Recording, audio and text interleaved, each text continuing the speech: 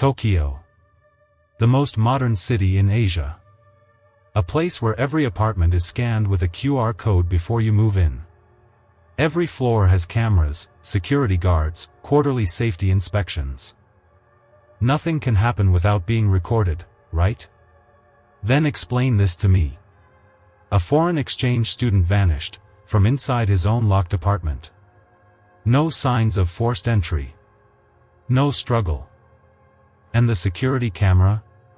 It lost connection for exactly 4 minutes, at 1:30 a.m. The only thing he left behind was a voice recording automatically uploaded to the cloud. 2 minutes and 46 seconds. Heavy breathing. Footsteps.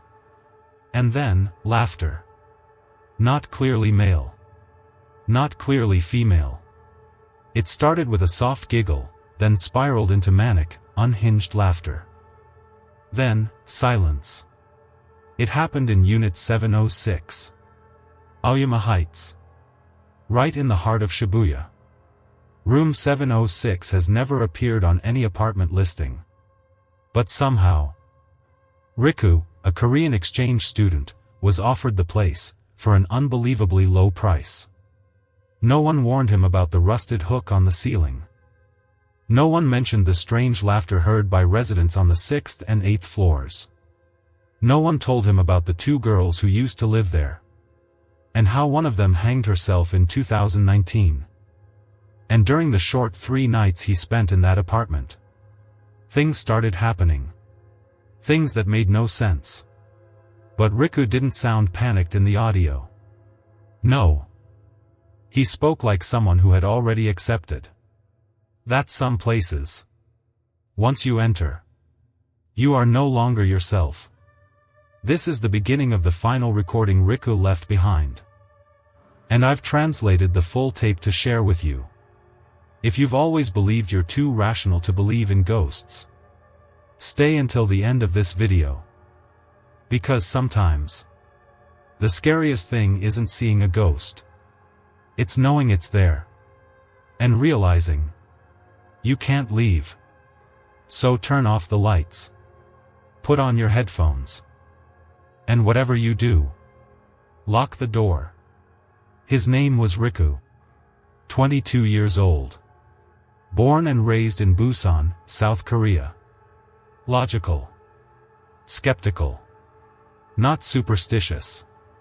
He didn't believe in ghosts. Didn't think spiritual stuff could ever touch his life. For Riku, everything had a reason. Lights flickering. Probably voltage. Footsteps in the hallway. Maybe someone upstairs dragging furniture. He wasn't afraid of things he couldn't see, because he didn't believe they existed. Riku had just moved to Tokyo to study interior design at a university in Shibuya. He won a full scholarship. His parents were proud. It was his first time living alone. Away from home. Away from his language. Away from the routine he knew. But Riku wasn't nervous. He was excited. To him, Tokyo was a fresh start. A city full of rhythm, color, and possibility. Every train station felt like stepping into a movie. Every night, the neon lights reflected on the wet pavement like scenes from a dream. And he loved that feeling, of being a stranger in a city that never stopped. There was only one problem. Finding a place to live. Tokyo rent was insane. Riku spent nearly 2 weeks searching, from apps to agents, sweating under the brutal August heat. Some apartments were the size of a closet. Some smelled of mold. Some were way too far from campus.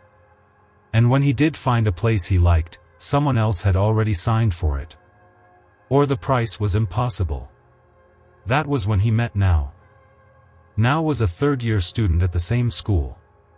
They met during orientation, clicked instantly, and became friends. Now was funny, quick, and knew all the housing tricks in Tokyo. When he heard Riku still hadn't found a room, he said, "I know a place that might work for you. It's not far from campus. And the rent's not bad."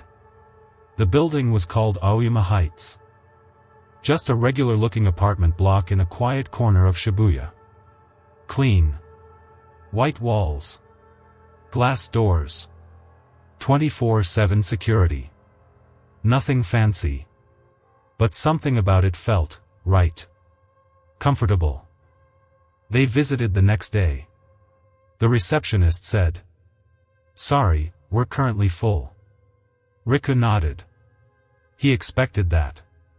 In Tokyo, good rooms never stay available long. But that night, his phone rang.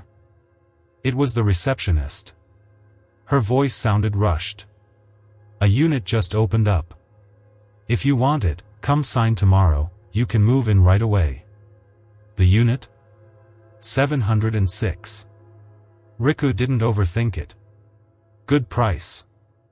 Close to school. Immediate move-in.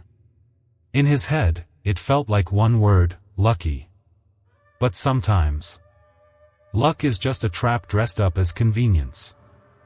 And for someone who never believed in anything beyond logic, Room 706 would be the place that shattered everything. The next morning, Riku returned to Ayama Heights as planned. The same receptionist was already waiting at the front desk, smiling warmly, almost like they were old friends. She handed him the rental contract, quick, simple, with very few terms. Everything moved along strangely smooth. "Your room is on the 7th floor, end of the hallway." 706, she said, handing Riku a metal key. No keycard. No access code. Just an old-fashioned key. Its gray metal tag stamped with the number 706, scratched and worn. "Oh, the elevator's currently under maintenance," she added. "Would you mind taking the stairs?" Riku nodded.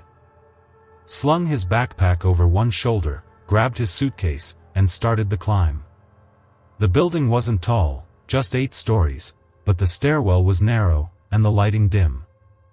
The hallway lights turned on automatically as he passed each floor, but when he reached the 7th, there was a section where the light didn't turn on at all.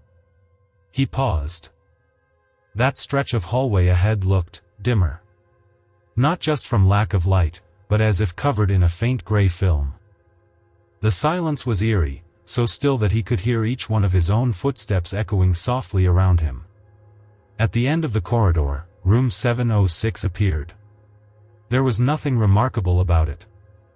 A pale gray door, the room number displayed on a plastic tag, slightly tilted to the left. Next to it, a doorbell with chipped paint around the edges. Riku slid the key into the lock. It was stiff. The metal let out a dry screech as he turned it. The door didn't open right away, he had to push harder. When it finally creaked open, a thin layer of dust puffed into his face. The room was dark. The air felt heavy. Riku reached for the light switch on the left wall. The fluorescent bulb flickered a few times, then came to life. Everything inside was strangely clean. Basic furnishings. A single bed, a desk, a wardrobe, a wall-mounted AC unit. On the ceiling, an old ceiling fan with 3 blades, still, coated with a soft layer of dust. On the floor in the corner sat a deep brown armchair, facing directly toward the bed. But what struck Riku wasn't the furniture. It was the atmosphere. The room didn't feel like a place someone had recently lived in. Nor did it feel like a newly cleaned space. It felt abandoned. For a long time. Then suddenly cleaned, just hours before he arrived. But on the inside of the door, there was a patch where a piece of paper had been ripped off. The outline of glue residue remained, a pale yellow rectangle. Riku touched it. A sudden chill spread from his fingertips down his spine. He didn't know why, but in that moment, a thought flashed through his mind. This room was never meant to be reopened. Then he chuckled to himself. Probably just tired. Everything was fine. Good price, close to school, available immediately. He decided to sign the contract. He'd stay. After all, it was just a room. Right? After dropping off his things, Riku stood still for a moment and took a deep breath. The silence in the room was unnerving. No traffic sounds. No neighbors. No ambient city noise. Just pure, unnatural stillness. As if the room itself had been cut off from the outside world. He slowly paced around, checking everything. The lights worked fine. The ceiling fan switch worked, but the blades didn't spin. Probably broken. The walls were freshly painted. No cracks. No smell of mold.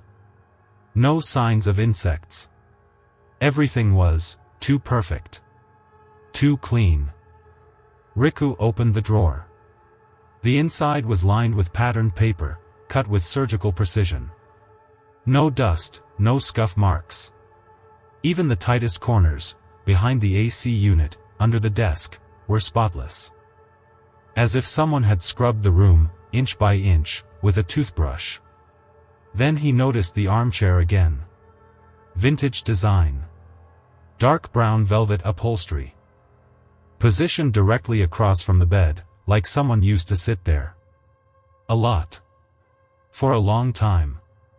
On the armrest, a long scratch, like it had been clawed by fingernails. Riku touched it. The surface was dry, but the scratch looked fresh.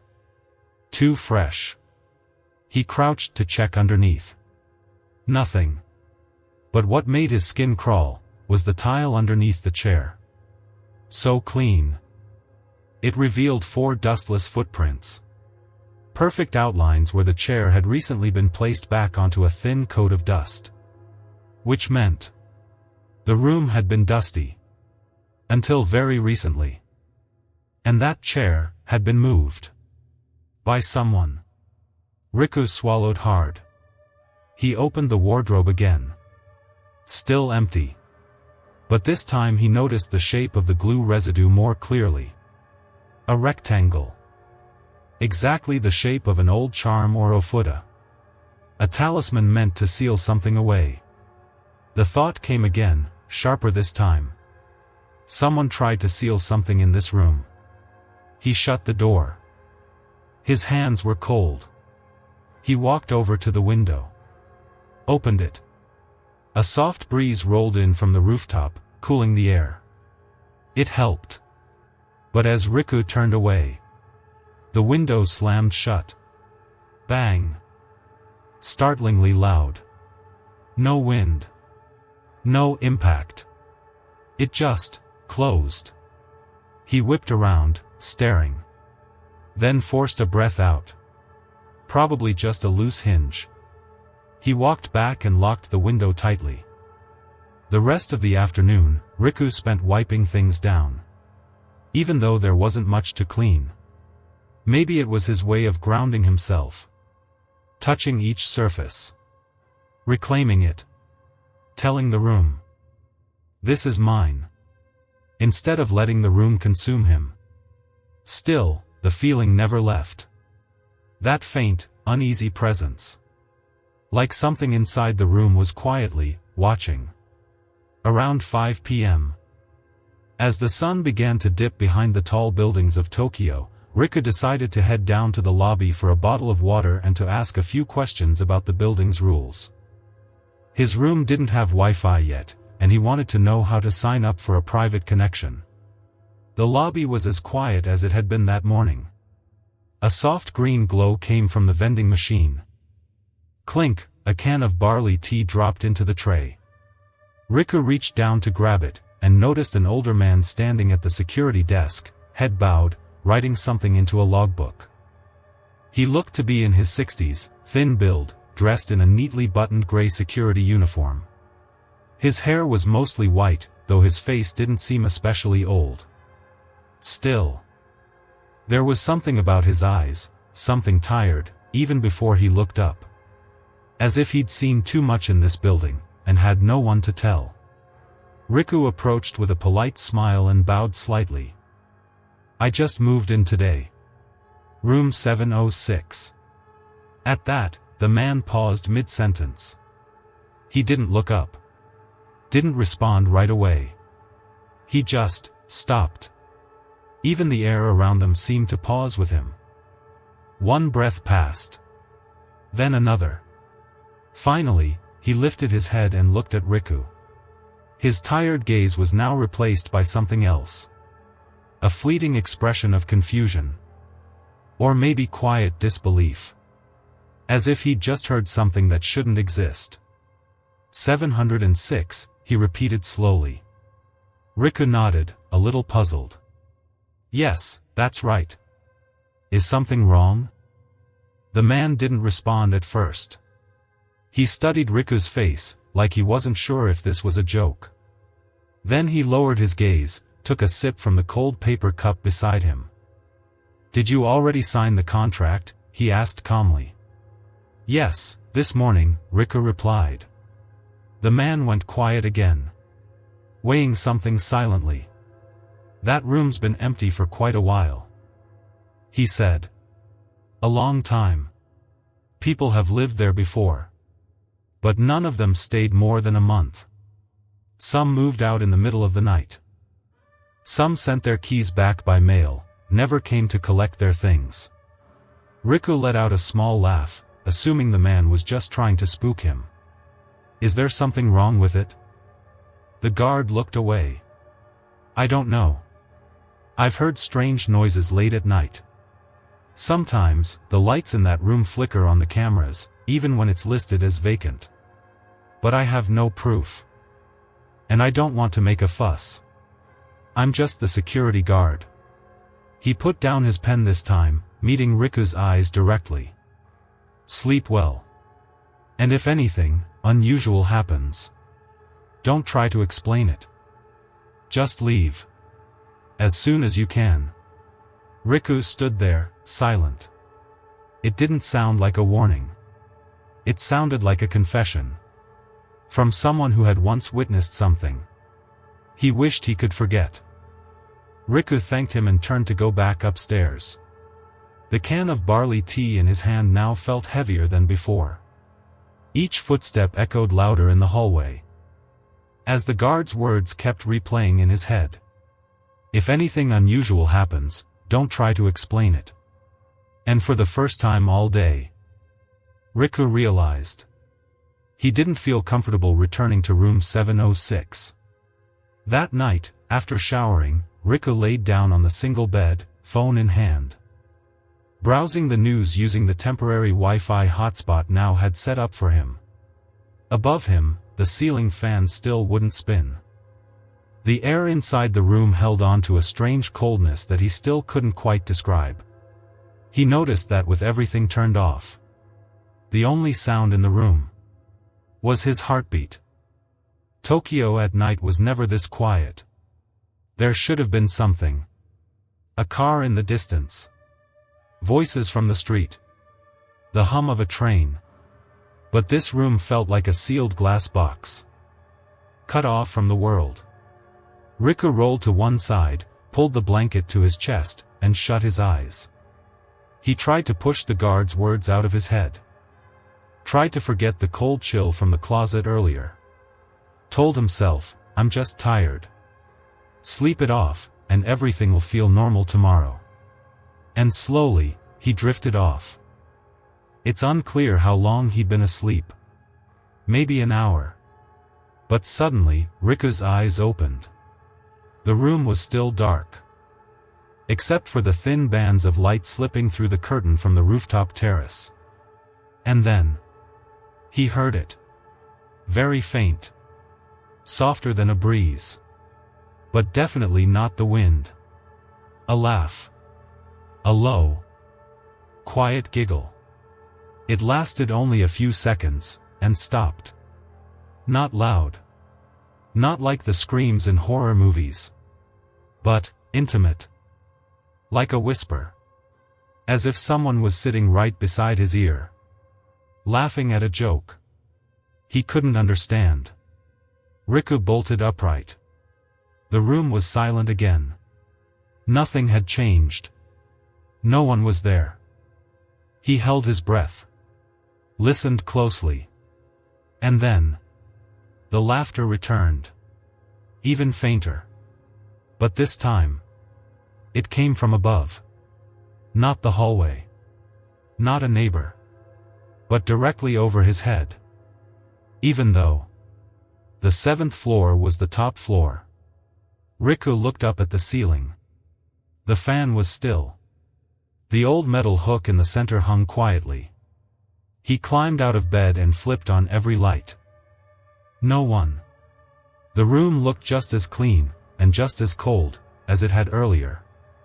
But his heart was pounding now. Not out of fear. But because he couldn't explain what he'd heard. He opened the front door and looked out into the hallway. Silence. The hallway light flickered once. Then steadied. Not a single person in sight. Riku closed the door again. Sat down on the bed. Phone in hand. Not to call anyone. But just to hold something real. He turned on some soft music. Plugged in his earphones. Pulled the blanket over his head. Inside, he whispered to himself. It was probably nothing. Just the building. Maybe a sound from another room. Don't panic. But there was one thing he couldn't unhear. That laugh. It didn't sound like anything he'd ever heard before. It wasn't joyful. It wasn't emotional. It was empty. Like it had come from a place where no one was left alive. The next morning, Riku woke up later than usual. The alarm never rang. Or maybe, he just didn't remember turning it off. It felt like he'd spent the whole night lying there, drifting in and out of sleep, waking up every so often with that eerie laughter echoing faintly in his head. He walked to the bathroom and splashed cold water on his face. When he looked up. Ah, right. No mirror. This room didn't come with one. Something he'd only just now realized, felt strangely deliberate.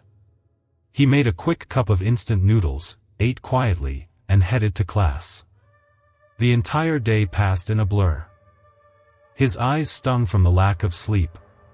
When Now asked him, "So, how's the new place?" Riku just gave a half smile. "It's fine. Probably just need a few days to adjust." He didn't mention the laughter. Because truthfully, he didn't know what to believe. Night 2. Riku returned around 11 p.m. He made sure to eat a full dinner. Took a hot shower, did everything he could to help himself fall asleep faster. Before turning off the lights, he double-checked everything. Main door locked. Window latch secure. Phone fully charged. Placed right by the bed. He pulled the blanket up, shut his eyes. Time passed slowly. 1 a.m. 1:15. Still silent. Until a soft noise broke the stillness. Crrrk. It sounded like something heavy scraping across the wooden floor. Riku's eyes opened. He didn't move right away, just lay there, listening. Crrrk, crrrk. Slow. Subtle. At first, he thought maybe a mouse. But the floor was clear. And the sound. It was coming from one fixed point in the room. The armchair. Riku sat up. Instinctively reached over and turned on the bedside lamp. The light hit the floor. And he saw it. The armchair had moved. Just a few inches. But enough to reveal the clean outline of its original position. 4 square-shaped dust marks. Faint but undeniable. Riku's blood turned cold. He stepped out of bed. Slowly approached. No wind. No vibration. No reason why the chair should move on its own. He crouched down. Eye level with the floor. It was clear as day. The dust was still there. The trail was still there. The chair had been pushed. Deliberately. He took a deep breath and stood back up. It felt like something, or someone, had been sitting there. And had just gotten up. Recently. Very recently.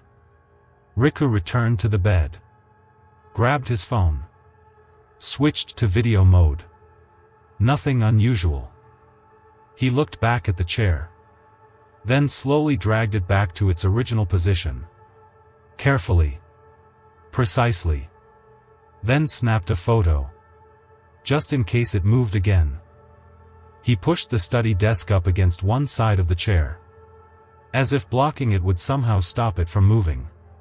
Just for peace of mind. Before crawling back into bed. Riku scanned the room one more time. No laughter. No breathing. No signs of anyone else. But the silence. It wasn't the same as before. It didn't feel peaceful. It felt like something was hiding. Watching. And night too ended not in fear. But in wakefulness. Riku didn't sleep at all. The morning after. Riku didn't go to class. He had stayed awake the entire night. Not because he was afraid. Or at least, that's what he told himself. But because he simply couldn't stop staring at the armchair. Hour after hour, he lay on the bed. Eyes fixed on it. As if even the slightest glance away would give it the chance to move again. But it didn't. It stayed still. Quiet. As if waiting. Around 9 a.m., Riku headed to the lobby. Phone in hand. 2 photos ready. One showing the chair's original position. The second, after it had moved. Behind the front desk was the same woman as before. She wore a pale blazer. Hair tied neatly in a bun. And wore the kind of professional smile that showed zero emotion. Riku stepped forward and placed his phone on the counter. I need to ask about something. My room, 706, something weird happened last night. She looked up, glanced at the screen. The chair moved, she said, her voice airy, casual. Yes. I'm sure no one entered the room. The door was locked. These photos show before and after I went to sleep. She nodded slowly. Smile intact. Could be the floor. Some sections are uneven. Or a minor tremor. Tokyo gets small earthquakes all the time. Sometimes too subtle to feel. Riku frowned. Then why did only the chair move? The desk, the bed. Everything else stayed perfectly still. For the first time, her smile flickered, just for a second. But she quickly regained her calm. Might have been the chair legs. If they're uneven, it's easier for them to shift. But, you said room 706? Yes. She blinked once. Then lowered her eyes to her screen.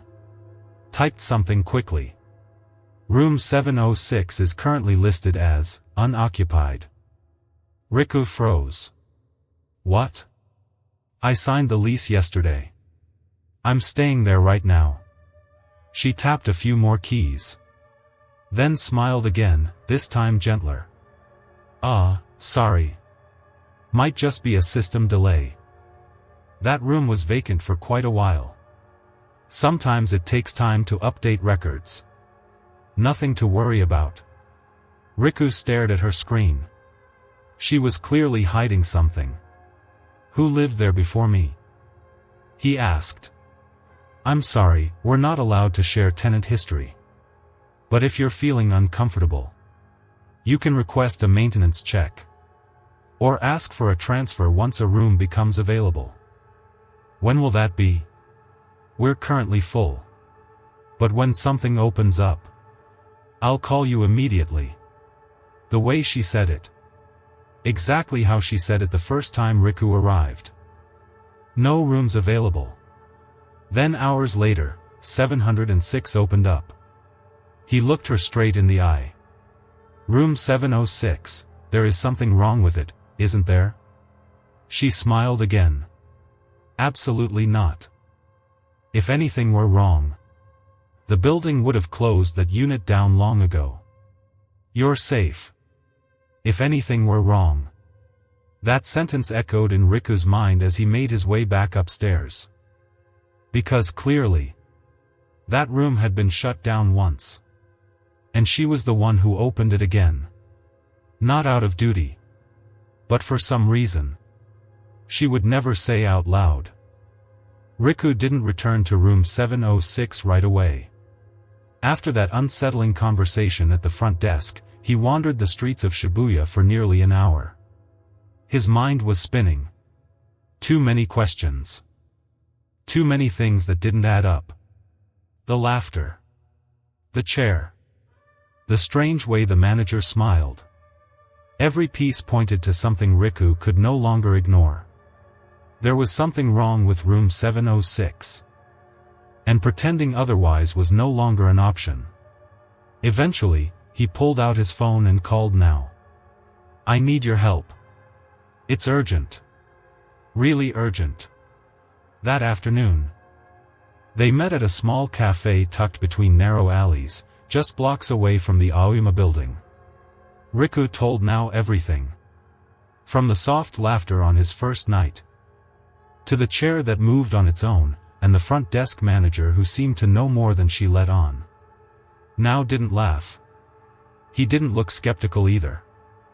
He just listened, his expression darkening with each new detail. Finally, he opened his laptop. I've got a friend who used to do part-time work for a small real estate company, now said. They told me there's a database with old property records. Sometimes those files include cases where something bad happened. Now typed in a few keywords. Ayama Heights, Shibuya, Floor 7, Room 706. Several results popped up. But it wasn't until he accessed an archived record from 2019 that something chilling appeared. 706, Internal Report. Not recommended for leasing. Note, incident related to suicide. Room temporarily closed indefinitely. Riku swallowed hard. Now scrolled down and opened an attachment. A police report. He read aloud. October 14, 2019. Body of female college student discovered in room 706, Ayama Heights. Victim identified as Yui Nakamura, 21. Initial investigation concluded apparent suicide by hanging. No evidence of foul play. But in the footnotes, faint, almost blurred out, was a final sentence. Unusual finding, rope tied through ceiling hook. Evidence suggests premeditation. Red handwriting found on wall, we were not allowed to love. Riku felt a chill crawl down his spine. He whispered. Now nodded slowly. There were rumors, he said, softly. Yui was gay. She lived with her girlfriend, another student at the same school. After a big fight with her family, the other girl was sent away. And just weeks later, Yui was gone. Riku sat back in his chair. Images flashed through his mind. The ceiling hook. The armchair. The strange adhesive mark behind the wardrobe. The laughter at 1:30 a.m. And now, the tragic story of a girl who once lived there. Loved someone. Lost that love. And vanished into silence. Riku looked up at now. If Yui's spirit never left that room, then maybe what I've seen and heard isn't just random. She's still there. Riku returned to room 706 just before midnight. Everything looked the same. Lights on. Bed made. The armchair still positioned exactly where he had left it. Too perfect. He didn't lock the door right away. Instead, he stood in the center of the room, letting his eyes scan every corner. The ceiling hook. The dead fan. The closet. The desk. The polished tiles. Nothing had changed. He sat down on the bed. Didn't turn on music. Didn't touch the bedside lamp. Only the cold, fluorescent ceiling light remained on, its glow casting pale shadows across the floor. In the quiet stillness, Riku picked up his phone. Opened the voice recorder app. Placed the phone on his desk, facing the center of the room. He wanted to capture everything. Just one night. Just to know. If he was losing his mind. He lay down. Blanket pulled to his chest. Eyes open. Heartbeat steady. He didn't mean to fall asleep. But the exhaustion from 2 sleepless nights dragged him under. 1:27 a.m. The room was quiet. Then.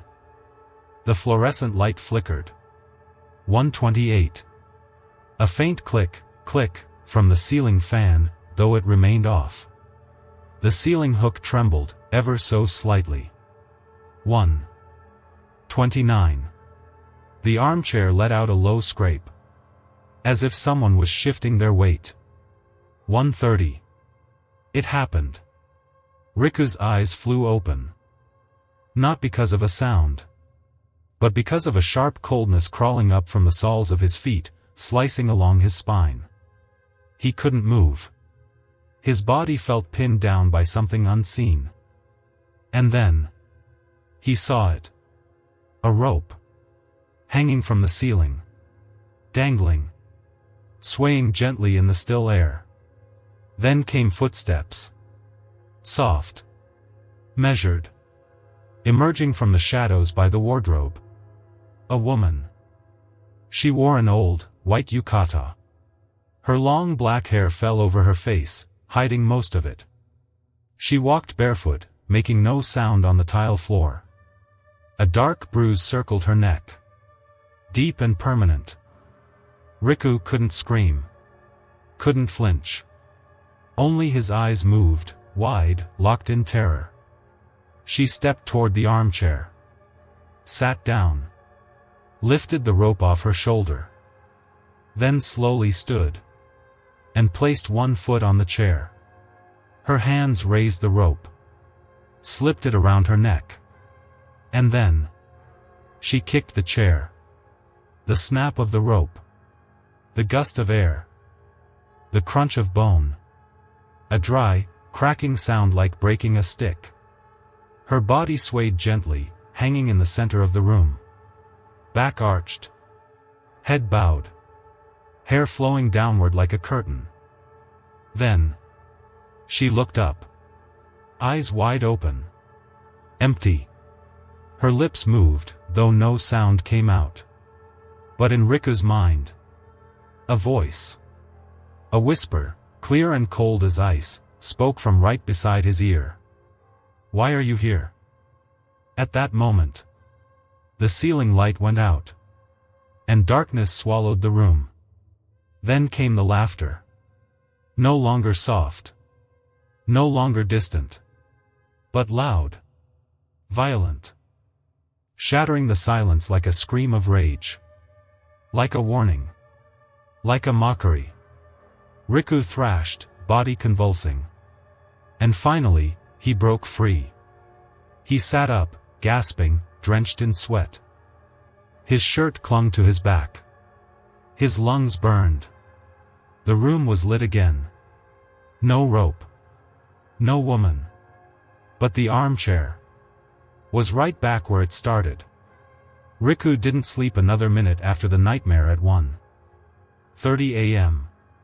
He sat on the edge of the bed, staring blankly at the ceiling. At the exact spot where the rope had dropped in his dream. He knew it was just a dream. But the cold sweat hadn't dried. His heart was still pounding. It felt like she had been there. Laughing. Watching. Asking. Why are you here?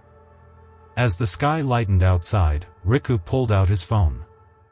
The voice recorder was still running. He stopped the recording. Put on his earphones. And pressed play. The beginning was quiet. The rustling of sheets. The sound of Riku shifting. Then. Click. A faint knock. CRRK. The chair scraping, clear and unmistakable. Then came the sound. That creaking, just like the sound of something heavy swaying from the ceiling. And in the final minute. The laughter. Clear. Real. No distortion. No static. A woman's voice. First a soft giggle. Then full-blown, maniacal, broken laughter.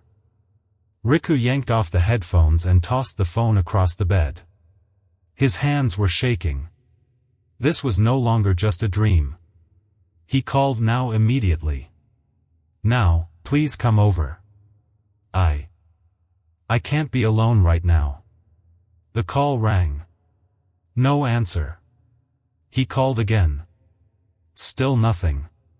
Third time, voicemail. Riku texted. If you're free, come to my place. Something's not right. I need to talk. Less than a minute later, now called back. I'm nearby. I'll be there in 10. Now knocked, just like he said. When he stepped into the room, he saw Riku, pale as a ghost. The curtains were still drawn. No sunlight. The air was heavier than usual. Riku didn't say a word. He simply handed Now the phone and let him hear the recording. When it ended, Now looked shaken. This is real? You think I could fake that kind of laugh? Now fell silent. Then said. I'm staying over tonight. I want to know what happens at 1:30. Riku nodded. That night. They had dinner together. Tried to talk about school, games, anything normal. But as the clock approached 1 a.m., silence settled in. They turned off the lights. Only the soft glow of the bedside lamp remained. Riku placed the phone in record mode again. 1:28. 1:29. The armchair, scraped ever so slightly. Now sat up, alert. Did you hear that? Riku didn't have time to respond. The wardrobe creaked open. On its own. No one touched it. A cold air drifted out from inside. Now jumped up, about to slam the door shut. The light went out. Darkness swallowed the room. Then. Laughter. First one voice. Then two. Then more. It was as if there were several people in the room. Giggling. Whispering. Breathing. Riku screamed. Now. Get back. No answer. He turned on his phone's flashlight. Now was gone. He wasn't by the bed. Not near the door. Not anywhere. The room was empty. As if he had never been there at all. Riku bolted to the door, flung it open, and shouted into the hallway. Now. No reply. Only the hallway lights flickering quietly. And then. From behind him, inside the room. CRRK. The sound of the armchair dragging across the floor. Slow. Deliberate. Then. Silence. The police arrived the next morning. Riku had called them, after running out of room 706 in a panic and wandering the streets through the night, making dozens of calls that no one answered. He eventually returned and waited outside the building until sunrise.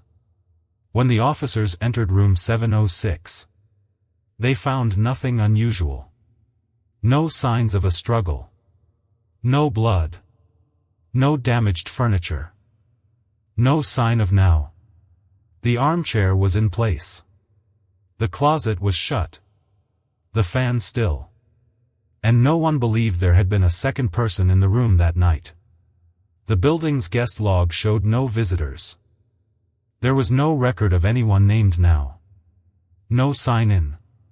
No access granted. The police simply said, It might have been your imagination. Lack of sleep, high stress. A closed space, it can cause hallucinations. Then they left. No further questions. No investigation. No tape across the door. As if none of it ever happened. A few days later, Rika moved out. He didn't ask for a refund. Didn't argue. He just packed a single bag and walked away, leaving behind books, clothes, electronics. Everything. He didn't tell anyone where he was going. He never returned to school. He stopped replying to messages. Deleted all his social media. He disappeared, on his own terms. No one blamed him. Because since that night, no one has seen now. Not classmates. Not friends. Not even his family. His school record remained. But he didn't. He never returned home. Never appeared on a single security camera. As if now had never existed at all. Weeks later, room 706 was listed again. A cozy unit. Fully furnished. Great price. Quiet neighborhood. The listing showed up on a small, local housing website. No author. No manager name. Just a short description. Perfect for those who enjoy living alone. No noise. No interruptions. And since that strange disappearance, residents on the 6th and 8th floors say they still hear it every night. At exactly 1:30 a.m. The sound of a chair dragging slowly across the floor. Not once. Not occasionally. Every single night. The laughter came back, too. Soft. Faint. Sometimes, followed by 3 knocks at the door. But when opened, no one's there. And what about you? One day, if you're offered a clean, quiet, fully furnished apartment, at a strangely affordable price, will you notice the number on the keychain? Will you realize the armchair never faces away from the bed? And if you happen to wake up at 1:30 a.m., with everything still and silent, will you dare to turn around? If you're still listening, maybe this story has you under its spell. I share haunting tales like this every few days, so if you're drawn to the darkness, hit that subscribe button and stay close. Because the next one might be even closer to home.